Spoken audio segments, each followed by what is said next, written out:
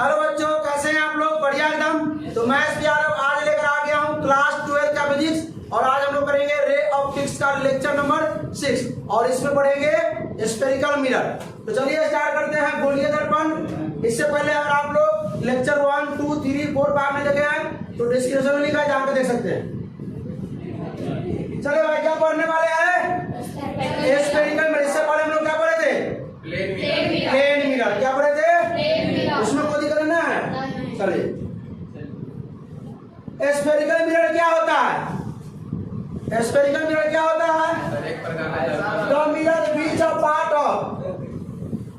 Part of hollow glass. एक गोल जो कांच होता है, ग्लास होता है, उसका एक हिस्सा जिसका एक भाग खोखला, हॉलो मतलब खोखला, जिसका एक भाग क्या हो? रचित हो, और दूसरा भाग क्या हो? परावर्तक हो।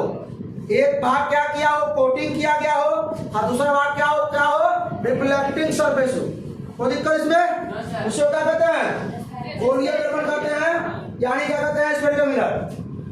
ऐसा दर्पण जो किसी गोले कांच के गोले का एक हिस्सा है, ठीक है, और जिसका एक सतह क्या है? रचित हो। और रचित किससे होगा? किससे? सिल्वर का कोटिंग होगा, चांदी से। और दूसरा सतह कैसा हो? परावर्तक। परावर्तक मतलब रिफ्लेक्टिंग। देख लीजिए यहाँ पे,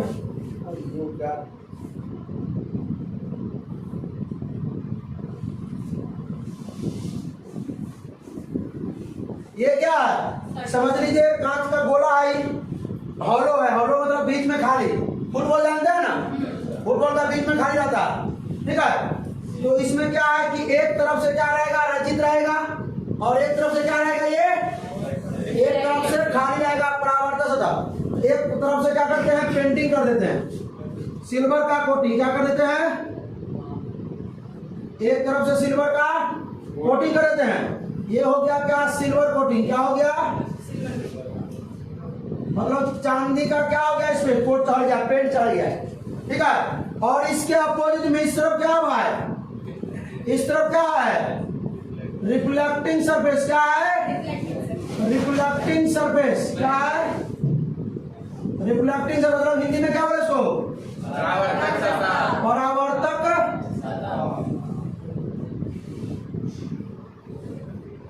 कोई दिक्कत? तो उसी से इसी प्रकार हम लोग क्या करेंगे? इस तरफ भी कर लेते हैं। एक तरफ बाहर देखिए, एक तरफ अंदर से कर लेते हैं, ताकि गोलीय दर्पण दो प्रकार के होते हैं। स्फेरिकल मिरर 2 प्रकार के होते हैं, इसमें दिख रहा होगा। अभी बताएंगे तो कुछ समझ में नहीं आएगा, ठीक है।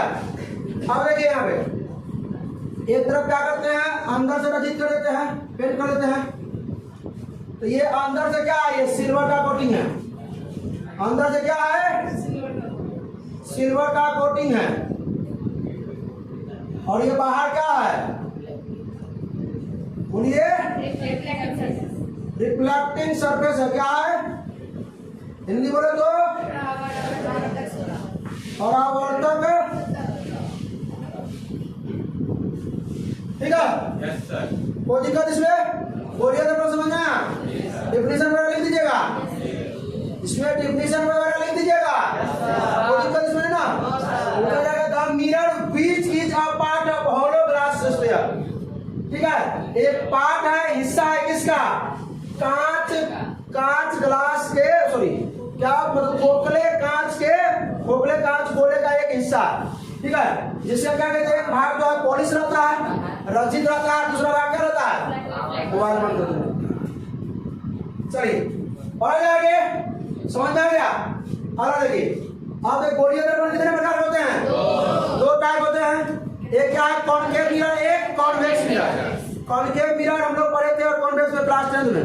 अवतल दर्पण और उत्तल दर्पण। कॉनकेव मिरर वो होता है, वही मतलब कांच ग्लास का हिस्सा है, खोखले गोले का हिस्सा है, ठीक है, जिसके बाहर से रचित रहेगा, बाहर से सिल्वर का कोटिंग रहेगा, और इसी प्रकार होता है, ठीक है। ये गोला इसी प्रकार हल्का टेढ़ा होता है, याद रखिएगा, ठीक है।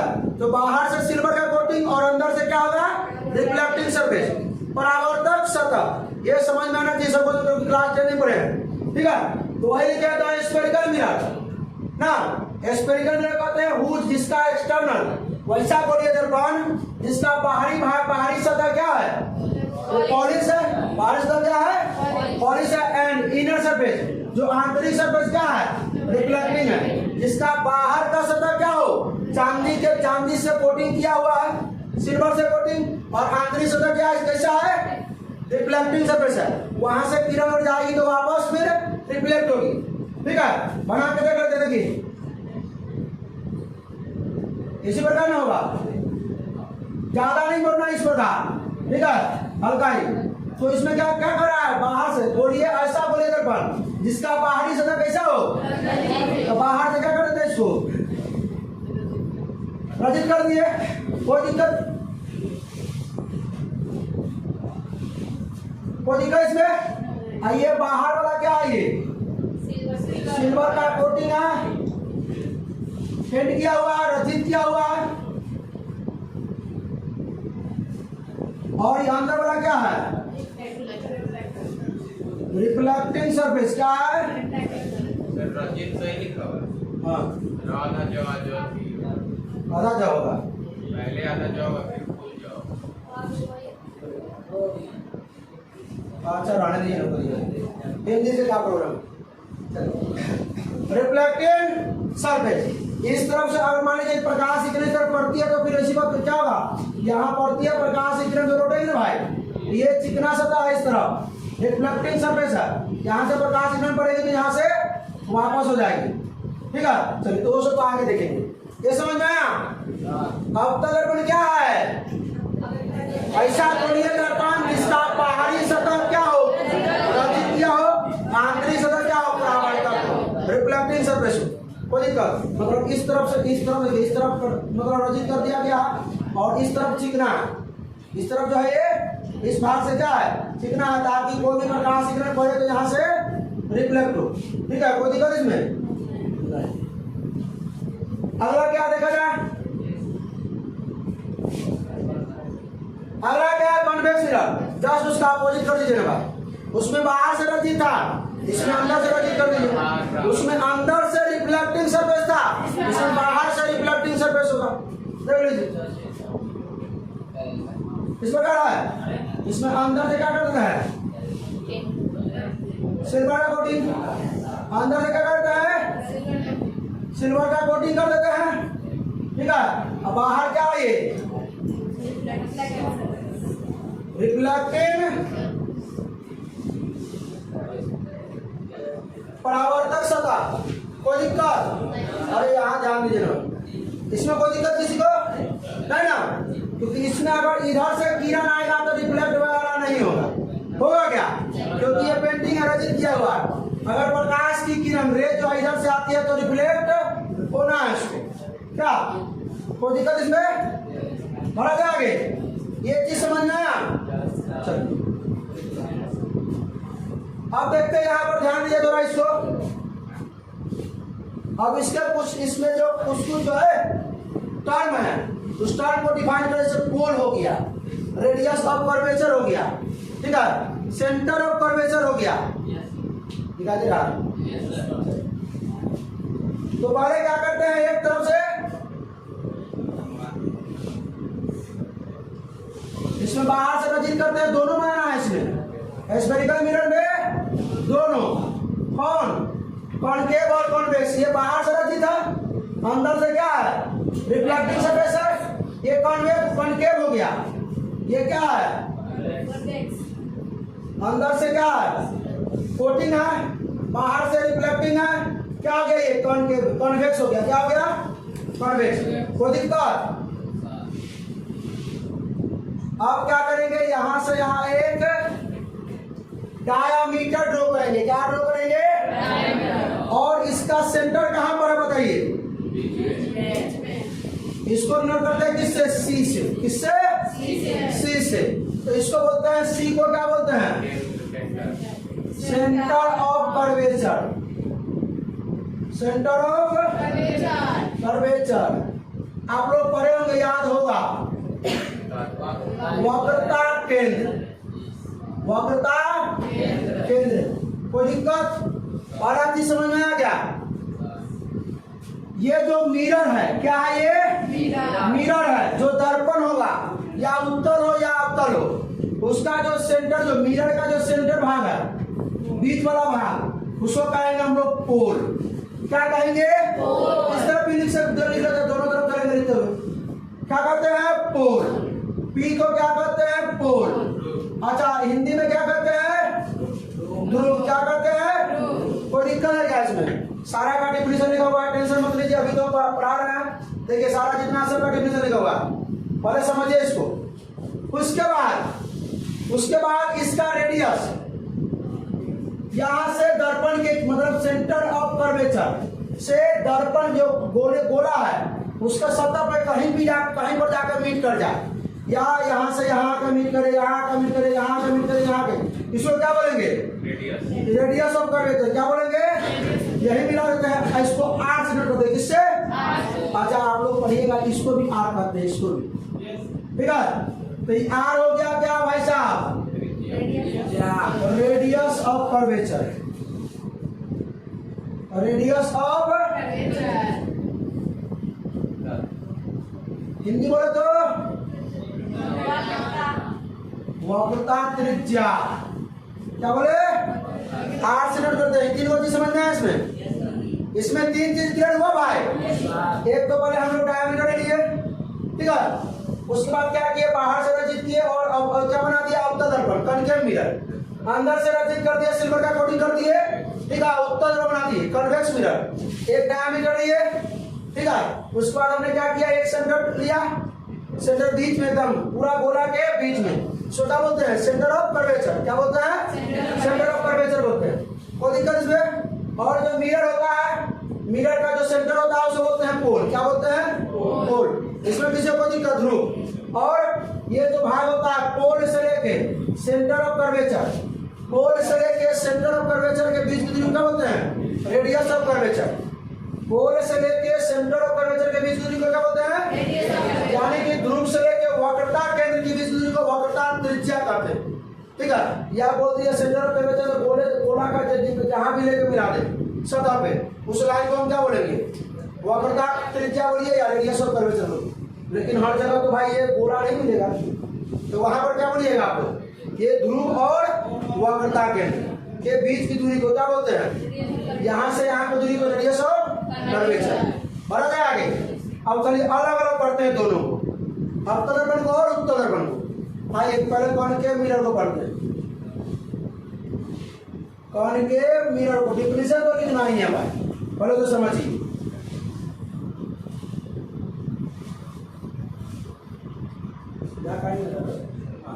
चलिए कोई दिक्कत नहीं है।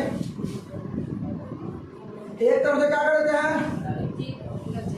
ये क्या है आपका? सिल्वर का कोटिंग, सिल्वर का। अब हर बार लिखते रहेंगे, चीज समझ में आ गया? इधर से क्या है? रिफ्लेक्टिंग, हिंदी में क्या बोले इसको? परावर्तक सतह। क्या बोले? चलिए यहाँ जाने। अब इसमें हम लोग क्या है? वो प्रिंसिपल एक्सिस ड्रॉ करेंगे। क्या ड्रॉ करेंगे? Principal axis.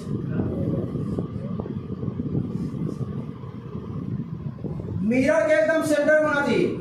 जो मिरर है इसको मान लेते हैं एम और एम डैश। क्या मान लेते हैं? एम और एम डैश। ठीक है, कोई दिक्कत? यहां पर क्या होता है? पोल। क्या होता है? पोल। और इसको घुमा के ले जाइएगा पूरा यहां से यहां तक के, तो इसके बीच में क्या होता है? सेंटर होता है। बीच में क्या होता है? सेंटर। सी को क्या बोलते हैं? Centre of curvature. क्या बोलते हैं? कोई दिक्कत? यहां से यहां की दूरी को, हाँ समझ में आ रहा है कि नहीं? यहां से यहां की दूरी को क्या बोलते हैं? Radius of curvature. क्या बोलते हैं? क्लास 10 में सब पढ़े होंगे भाई। रेडियस ऑफ कर्वेचर, वक्रता त्रिज्या बोलते हैं। और सुनिए, अगर प्रकाश की गति क्या है आपका? Principal axis. ये जो लाइन है ये पी से जहां तक ये जा रहा है इसको प्रिंसिपल एक्सिस बोलते हैं। क्या बोलते हैं? प्रिंसिपल एक्सिस, या हिंदी बोले मुख्य अक्ष या प्रधान अक्ष। मुख्य अक्ष या प्रधान अक्ष इसको बोलते हैं। ये जो लाइन है इसको, ठीक है। अब इस लाइन के पैरेलल जानते हैं समांतर, अगर प्रकाश की किरण दर्पण पर पड़ती है, दर्पण से टकराती है, सुने ध्यान से भाई साहब, ये जो यहाँ ध्यान दीजिएगा, अगर ये क्या है आपका मुख्य अक्ष है, प्रधान अक्ष है, इसके समांतर कोई भी प्रकाश किरण दर्पण है, इधर रिफ्लेक्टिंग सरफेस इस पे पड़ेगा, टकराएगा, तो ये लौटेगा किस चीज से? फोकस। या ऐसा कह सकते हैं कि जिस भाग से लौटेगा, जिस भाग से लौटेगा उसको हम क्या कहेंगे? फोकस कहेंगे। क्या कहेंगे? जिसको हिंदी में बोलते हैं मुख्य फोकस या फोकस बोलते हैं, ठीक है। जिस भाग से, तो मान लेते हैं यहाँ से लौटा, और कहिएगा सर यहाँ से कहाँ लौटा, तो भाई साहब नॉर्मल जानते हैं, नॉर्मल, तो हमेशा जो नॉर्मल पड़ेगा वो कहाँ से पड़ेगा? सेंटर ऑफ कर्वेचर से, सेंटर ऑफ कर्वेचर से। तो नॉर्मल समझते ही नहीं समझते हैं? अविलंब, ये कौन सा किरण हो गया? आपतित किरण, इंसिडेंट रे, ये कौन सा किरण हो गया? परावर्तित किरण, रिफ्लेक्टेड रे, ये इंसिडेंट रे, ये रिफ्लेक्टेड रे, इंसिडेंट रे और ये इंसिडेंट रे। हिंदी में बोले तो आपतित किरण, पूरा भली बाकी सब जो पढ़ाए हुए हैं, इसको बोले तो रिफ्लेक्टेड रे,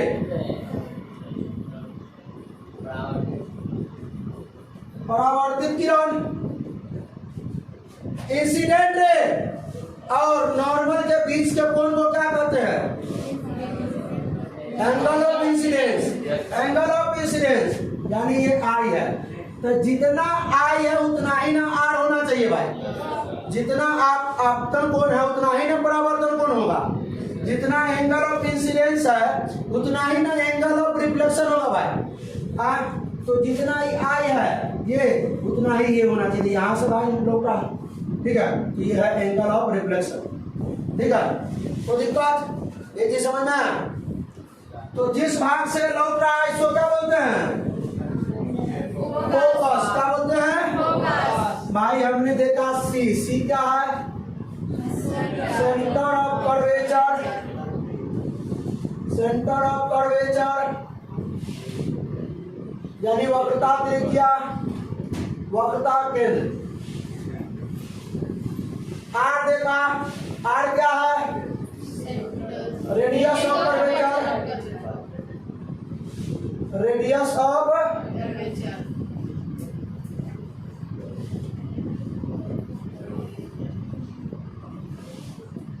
हिंदी बोले तो वक्रता त्रिज्या। उसके बाद हमें क्या देगा? पोल। क्या देगा?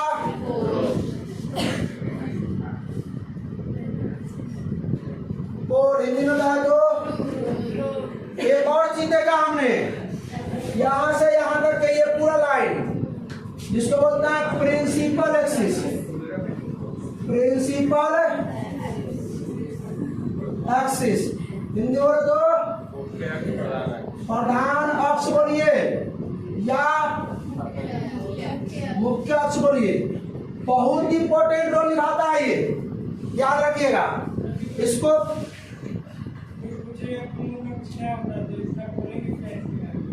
पोल से वक्रता केंद्र को मिलाने वाली रेखा, पोल से वक्रता केंद्र को मिलाने वाली रेखा को हम क्या कहते हैं? मुख्य अक्ष या प्रधान अक्ष कहते हैं। कोई पर बढ़ जाएंगे। अब सुनिए, कैपिटल एफ जो होता है उसको बोलते हैं फोकस। क्या बोलते हैं? हिंदियों में फोकस कहिए या मुख्य फोकस कहिए। एक चीज और बच गया, क्या? Focal length. क्या बच गया? तो पोल से जो फोकस है उसके बीच के डिस्टेंस को क्या कहते हैं? क्या कहते हैं? Focal length. इसको स्मॉल एफ से करते हैं। और चीज, और एक जगह और है, जितना डिस्टेंस पोल से फोकस का है उतना ही फोकस से सेंटर ऑफ कर्वेचर का है, उतना ही डिस्टेंस। जितना डिस्टेंस इतना है भाई, देखने से नहीं लगेगा क्या दिक्कत है, मानो ना, जितना ये डिस्टेंस है उतना ही ये डिस्टेंस है, ठीक है। तो इसको भी हम लोग क्या बोलेंगे?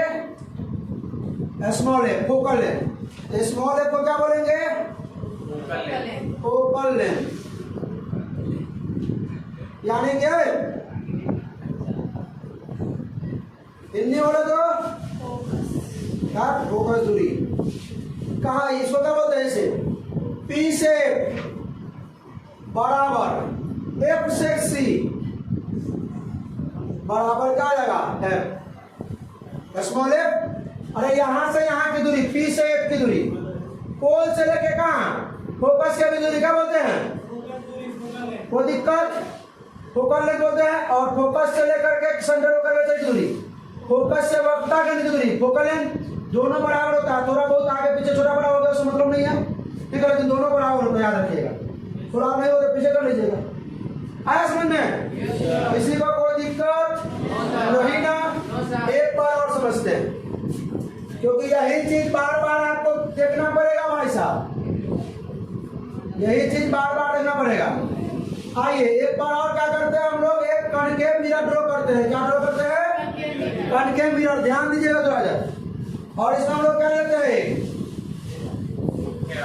मुख्य अक्ष या प्रधान अक्ष, इसको क्या बोलते हैं, प्रिंसिपल एक्सिस, इसको बोलते हैं पोल। यहाँ पर मान लेते हैं सेंटर ऑफ कर्वेचर, थोड़ा और नजदीक होगा, टेंशन नहीं। और इसको क्या बोलते हैं भाई साहब, फोकस। क्या बोलते हैं? फोकस। कोई दिक्कत? यहां से यहां की दूरी को, पोल से लेकर के सेंटर ऑफ कर्वेचर के बीच की दूरी को क्या बोलते हैं, रेडियस ऑफ कर्वेचर। क्या बोलते हैं? Radius of curvature. पी से सी की दूरी को क्या बोलते हैं, रेडियस ऑफ कर्वेचर। पी से एफ की दूरी को क्या बोलते हैं, फोकल लेंथ। क्या बोलते हैं? पी से एफ की दूरी क्या बोलते हैं, focal length. Small F note करते हैं। सी से एफ के बीच की दूरी को भी सी से एफ क्या बोलते हैं, फोकल लेंथ। बात समझ में? दोनों बराबर है, सब बराबर। ये बात समझ में आया? इतना समझ में आया? अच्छा एक चीज आपको मालूम है, एक चीज बताइए थोड़ा, ये जो आर जो है, आर जो पीसी, तो हम इस पीसी को हम एक क्वेश्चन आता है, ठीक है, कि radius of curvature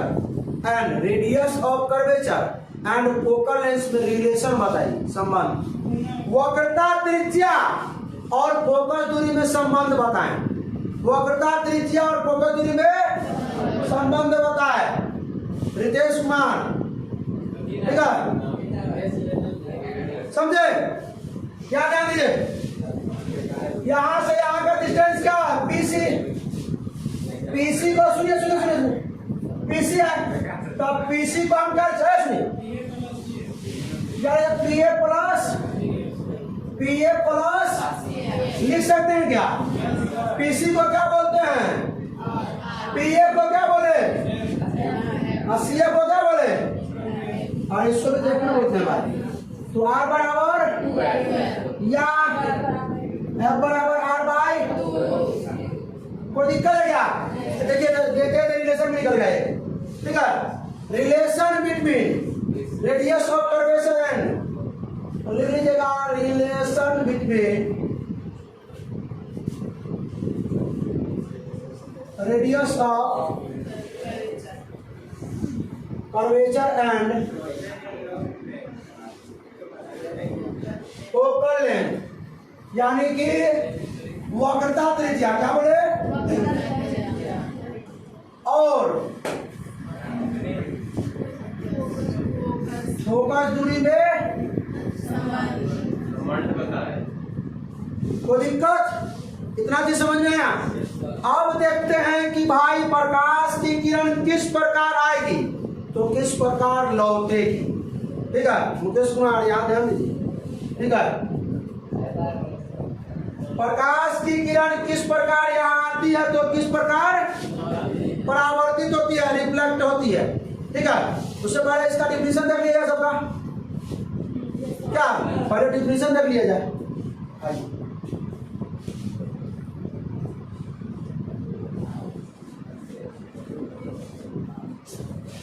term related to spherical mirror, spherical mirror से जो टर्म होता है वो रिलेटेड होता है। देखिए सबसे पहला centre of curvature, centre of curvature, the centre of sphere, गोला का वह केंद्र, गोला का वह केंद्र ना, whose one of the part of, जो हिस्सा है किसका, स्फेरिकल मिरर का, ठीक है, उसको क्या बोलते हैं, सेंटर ऑफ कर्वेचर। नहीं तारा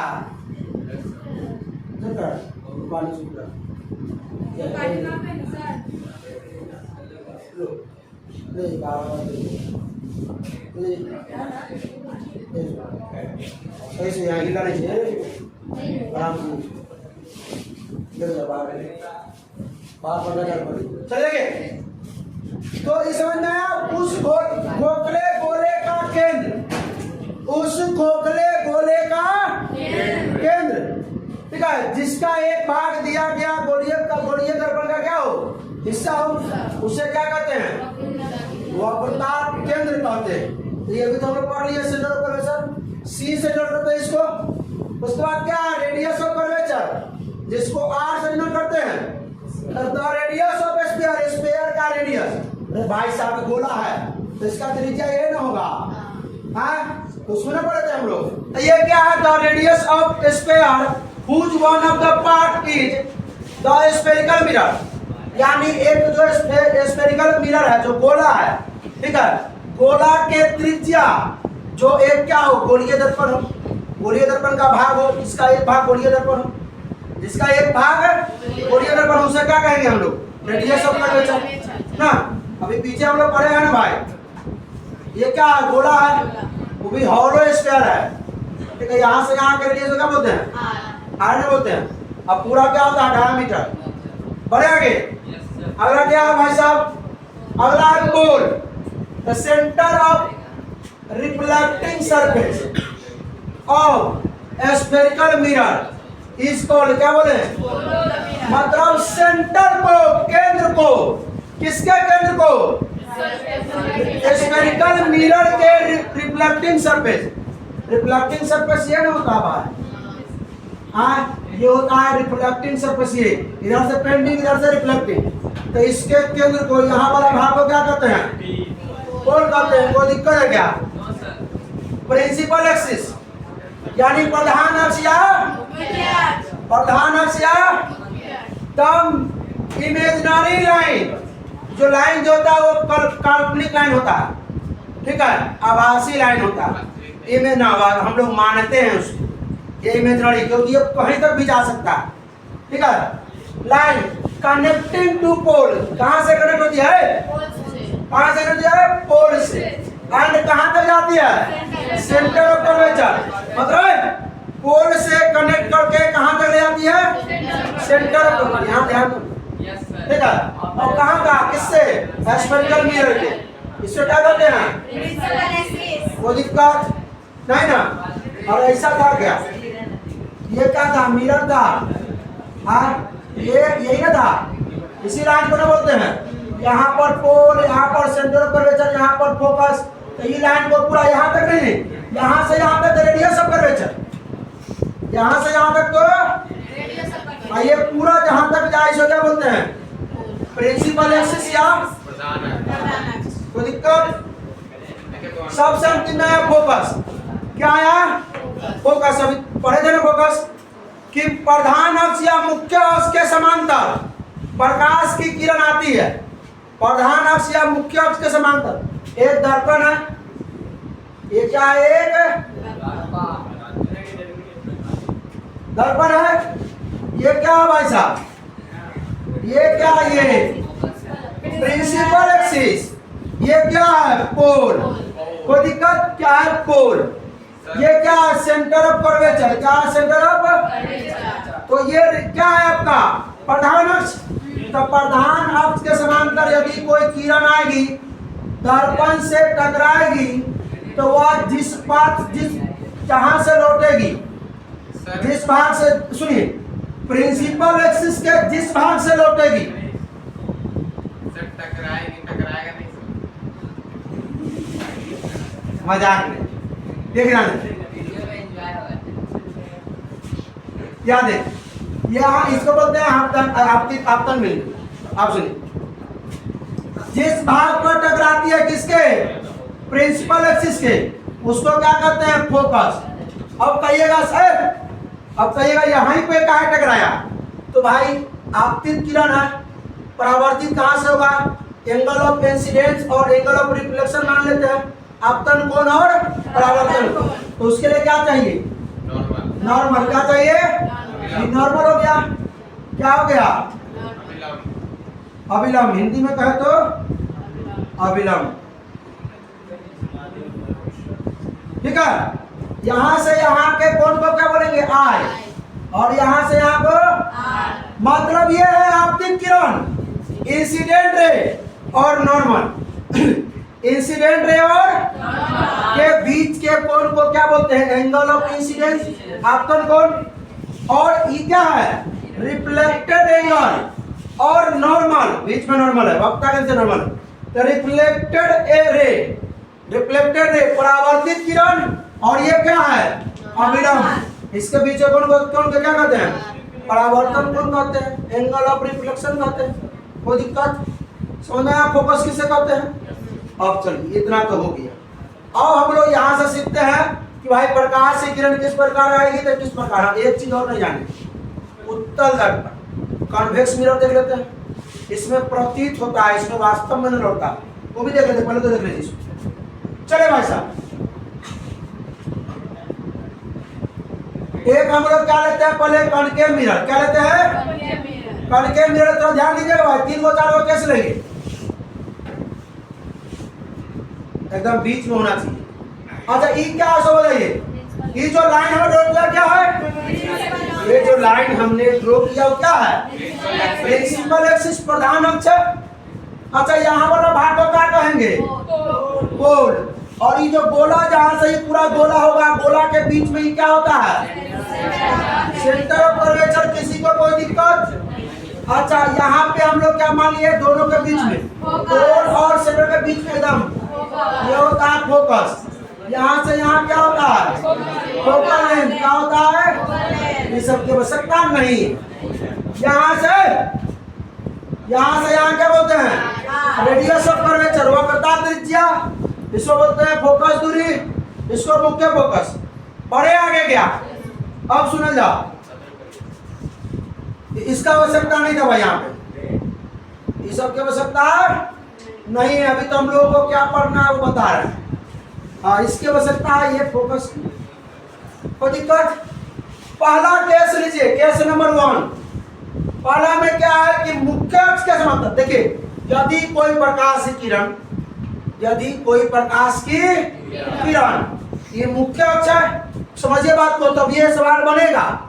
ठीक है, और वस्तु रखेंगे, कहां पर वस्तु रखेंगे? यही मिरर में। उसका प्रतिबिंब कहां बनेगा? तभी समझ में आएगा। नहीं समझ में आया, खड़ा होकर दोबारा पूछ सकते हैं कि नहीं समझ में आया, बताइए, दोबारा बताएंगे, कोई दिक्कत नहीं। समझे? वहां से वीडियो कर दिया जाएगा, दोबारा बताया जाएगा। ठीक है, ध्यान दीजिए। नहीं समझ में आया तो इसको पूछ सकते हैं।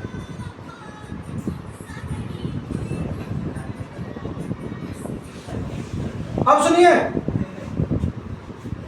ये क्या है? प्रधान अक्ष।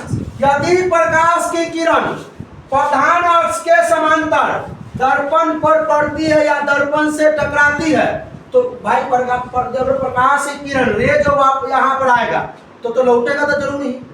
उसका बाद जब इंसिडेंट रे आएगा तो रिफ्लेक्टेड रे भी बनेगा। जब आपतित किरण आएगी तो वहां टकराने के बाद लौटना तो ही है। तो कहां से लौटेगी? पहला शर्त है निदेश कुमार, पहला शर्त है कि अगर प्रकाश की किरण मुख्य अक्ष के समांतर आती है, प्रकाश की किरण मुख्य अक्ष के समांतर आती है, ठीक है, और दर्पण से टकराने के बाद वह कहां से लौटेगी? मुख्य फोकस होकर लौटेगी। कहां से लौटेगी भाई साहब?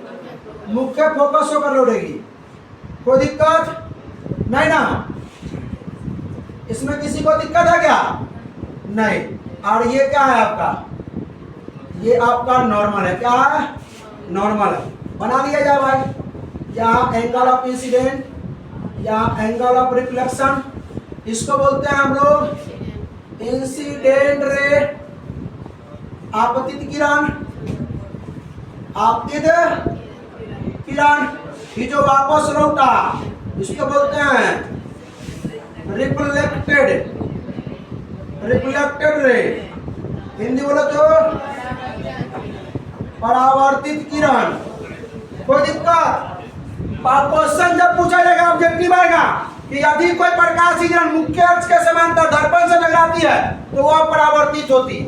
मुख्य फोकस से होकर, पोल से होकर, सेंटर ऑफ कर्वेचर से होकर, कैसे? मुख्य फोकस से होकर। क्वेश्चन रहेगा यदि प्रकाश की किरण मुख्य अक्ष के समांतर आती है, दर्पण से टकराती है, वह किस प्रकार लौटेगी? कहाँ से लौटेगी? फोकस से लौटेगी, मुख्य फोकस से होकर लौटेगी। कोई दिक्कत इसमें? आप क्या समझ में? पहला क्या समझ में आ गया?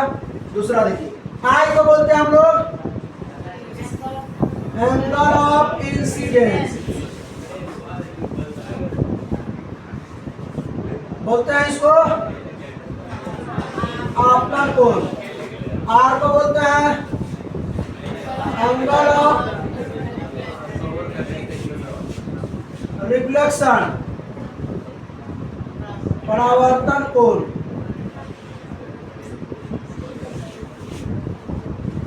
क्या बोलते हैं? परावर्तन कोण। इसमें किसी को कोई दिक्कत? दूसरा केस हम लोग क्या लेते हैं? यदि प्रकाश की किरण मुख्य फोकस होकर आएगी और दर्पण पर पड़ेगी तो वह किस प्रकार लौटेगी? दूसरा केस क्या है? यदि प्रकाश की किरण मुख्य फोकस होते हुए दर्पण पर पड़ती है या टकराती है तो किस प्रकार लौटेगी? प्रधान अक्ष के समांतर लौटेगी। कोई दिक्कत? बना जाए उसको भी। चलिए,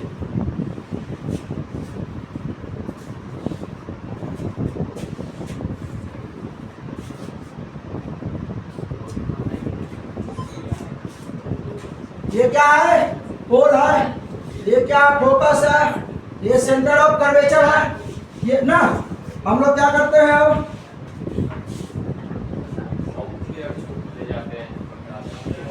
मुख्य अक्ष से होते हुए ले जाते हैं, ठीक है? तो लौटेगा किस प्रकार? मुख्य अक्ष के समांतर, प्रधान अक्ष के समांतर वापस हो जाएगा।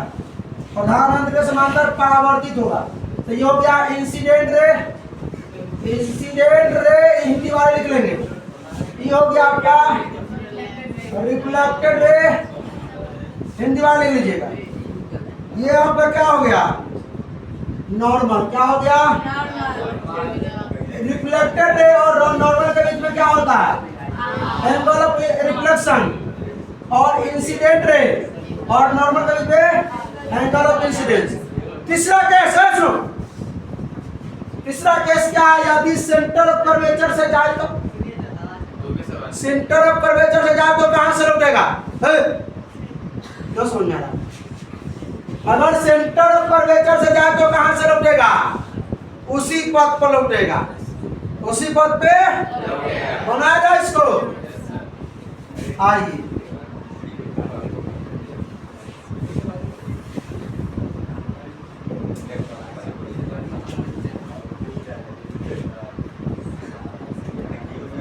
ये क्या है? पोल। ये क्या? Focus, centre of curvature. अगर सुनिए सुनिए सुनिए, सेंटर ऑफ कर्वेचर से, कहां से? सेंटर ऑफ कर्वेचर से जा रहा है इंसिडेंट रे, तो वह उसी पथ पर लौट जाएगा। वह उसी पथ पर लौट जाएगा। कोई दिक्कत? ज्यादा हंसू नहीं, पहले समझ, क्लास बात पूछना शुरू करेंगे, ठीक है? ये समझ। पहला केस क्या सब पढ़े कि ये मुख्य अक्ष के समांतर अगर प्रकाश की किरण आती है तो मुख्य फोकस होकर लौटेगी। दूसरा किरण मुख्य फोकस होकर आती है तो मुख्य से समांतर लौटेगी। तीसरा केस क्या पढ़े? केस क्या पढ़े कि अगर वक्रता केंद्र से, सेंटर ऑफ कर्वेचर से होते हुए जाती है, दर्पण से लौटती है तो उसी पथ पर वो लौटेगी, ठीक है? अब इसी में हम लोग क्या पढ़ेंगे? ये तो हो गया कॉन्केव मिरर में। इसी चीज को हम लोग पढ़ेंगे कल किसमें? कॉन्वेक्स मिरर में, उत्तल दर्पण। सर ध्रुव पे पड़ेगा तो सर क्या? ध्रुव पे तो देखिए, ध्रुव पर करा देते हैं। आइए, ये क्या है? मिरर है, ठीक है? ना ना क्वेश्चन पूछना जरूरी है। तुम लोग को डर लगता है, इसको नहीं डर लगता पूछने। ये पोल है, ये फोकस है, ये क्या है? क्या बोला है कि यदि प्रकाश की किरण कहाँ जाए? पोल पे। चलिए पोल पे पहले लिखते हैं। ध्रुव पे सर, ध्रुव और पोल कहती है। सुनो सुनो, यही बहुत अच्छा क्वेश्चन किया, कोई दिक्कत नहीं, क्वेश्चन सही है। जब ये किरण आएगी है, सुनो, और कहाँ जाएगी? प्रकाश किरण पोल पे पड़ती है ध्रुव पे, तो इसके लिए भाई कहाँ से लौटेगी? Yes sir. तो इसके लिए नॉर्मल कौन हो जाएगा? ये जो प्रिंसिपल एक्सिस है वो नॉर्मल। नॉर्मल मतलब अविलंब। अविलंब जानते हैं ना भाई? अविलंब तो जानते हैं। Yes sir. हाँ, अविलंब आपतित किरण और अविलंब के बीच के दोनों क्या कहते हैं? Incident ray. तो जितना इंसिडेंट रे उतना ही रिफ्लेक्टेड रे। तो भाई तो जितना कोण ये बना है उतना ही कोण बना के इसको लौटा दीजिए, उतना ही कोण बना के इसको, बात समझे? इसको बोलेंगे रिफ्लेक्टेड। समझ में आया? ये इस पर जाएगी तो इस प्रकार से वापस लौटेगी। अगर ध्रुव पे जाती है, पोल पे जाती है तो इस प्रकार वापस लौटेगी। पोल पे जब आप मतलब इंसिडेंट रे बढ़ती है, प्रकाश की किरण बढ़ती है किस पे? और तबियत ठीक नहीं तो घर जा सकते हैं, पहुंच पाते हैं। देखिए आपतित किरण, सुनो, आपतित किरण अगर कहां पे? पोल पे पड़ती है तो अविलंब क्या होगा आपका? अविलंब क्या होगा? प्रिंसिपल एक्सिस, प्रधान अक्ष या मुख्य अक्ष। ठीक है, तो भाई प्रधान अक्ष भाई क्या है? Incident ray. ये नॉर्मल, बीच में कौन क्या? Angle of incident. ये क्या है? Reflected ray. और ये क्या है? नॉर्मल। ठीक है, तो इसके पीछे कौन क्या होगा? Angle of reflection. कोई दिक्कत? समझ में आया? हम लोग कल क्या पढ़ेंगे? कॉन्वेक्स। क्या पढ़ेंगे? तो उसमें वास्तव में नहीं लौटता है, लौटते हुए प्रतीत होता है। वीडियो ज्यादा देर का हो जाएगा इसलिए आज इतना ही पे। ठीक है, तो इतना ही पे आज क्या करते हैं? क्लोज करते हैं। ठीक है, फिर लेक्चर जो 7 आएगा, 6 लेक्चर 7 में हम लोग कॉन्वेक्स के बारे में देखेंगे और हम लोग ऑब्जेक्ट रखेंगे कि ऑब्जेक्ट कहाँ रखेंगे तो उसका प्रतिबिंब कहाँ बनेगा। ठीक है, तो चलिए कैसा लगा वीडियो? और अच्छा लगा तो अपने दोस्तों का शेयर कीजिए। अगर कोई प्रॉब्लम है कहीं भी किसी भी बिंदु पर, किसी भी पॉइंट पे, किसी भी टॉपिक है तो क्या कीजिए? कमेंट कीजिए। और चलिए हंसते रहिए, मुस्कुराते रहिए, पढ़ाई करते रहिए। All the best.